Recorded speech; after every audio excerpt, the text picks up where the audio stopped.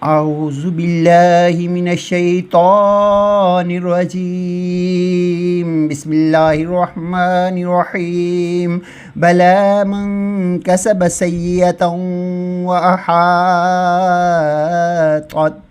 به خطيئته فأولئك أصحاب النار هم فيها خالدون. والذين آمنوا وعملوا الصالحات أولئك أصحاب الجنة هم فيها خالدون. وإذا أخذنا ميثاق بني إسرائيل لا تعبدون إلا الله وبالوالدين إحسانا وذي القربى واليتامى